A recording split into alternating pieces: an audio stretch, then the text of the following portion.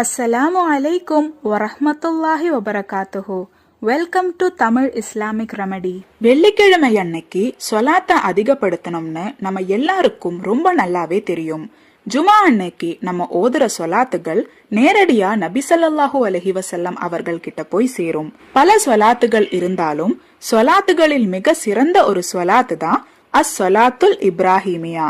எல்லா தொழுகையிலையும் நம்ம அத்தஹியாத்துல ஓதுற ஒரு சொலாத்து தான் இப்ராஹிமியா சொலாத். நபி ஸல்லல்லாஹு அலைஹி வஸல்லம் அவர்கள் சஹாபாக்களுக்கு கற்றுக் கொடுத்த இந்த ஒரு சொலாத்துக்கு பல நன்மைகள் இருக்கு. இந்த சொலாத்துல இப்ராஹிம் நபி அலைஹிஸ்ஸலாம் அவர்களுக்கு அல்லாஹு தஆலா கொடுத்த அருள்குடைய பத்தி உள்ளடக்கி இருக்கு. நாளைக்கு மஹஷரத்துல அல்லாஹு தாலா முதல்ல ஆடைகளை அணிவிக்கிறது இப்ராஹிம் நபி அலைஹிஸ்ஸலாம் அவர்களுக்கு. இப்ராஹிம் நபி அலைஹிஸ்ஸலாம் அவர்களோட பெயர்ல ஒரு சூறாவை அல்லாஹு தாலா இறக்கி இருக்கான். அதே மாதிரி குரான்ல 69 முறை இப்ராஹிம் நபி அலைஹிஸ்ஸலாம் அவர்களோட பெயரை நம்மளால பார்க்க முடியும். இப்ராஹிம் நபி அலைஹிஸ்ஸலாம் அவர்களுக்கு அல்லாஹு தஆலா கொடுத்த மிக பெரிய அருட்கொடை தான் அவங்களோட குடும்பம். இந்த சொலாத்தை தினமும் தொடர்ச்சியா ஓதுறவங்களுக்கு பல நன்மைகள் இருக்கு.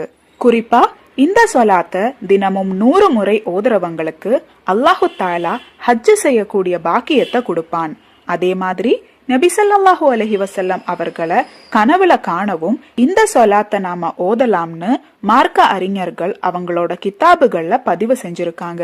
இந்த துல்ஹஜ் மாதம் இப்ராஹிம் நபி அலைஹிஸ்ஸலாம் அவர்களோட மாதம்ன்றதுனால இந்த சொலாத்தை இந்த மாதம் அதிகப்படியா ஓதுறது ரொம்ப சிறப்புக்குரியது. இன்ஷா அல்லாஹ் இந்த ஜுமாவுக்கு இப்ராஹிமியா சொலாத்தை குறைந்த அளவு 100 முறையாவது ஓத நம்ம கட்டாயமா முயற்சி பண்ணணும். சொலாத்தை அதிகப்படியா ஓதி நாளைக்கு மஹஷரத்துல நபி ஸல்லல்லாஹு அலைஹி வஸல்லம் அவர்களோட சிபாரிசுக்கு தகுதியானவர்களா ஆக அல்லாஹு தஆலா நாம் அனைவரையும் ஆக்கி அருள் புரிவானாக.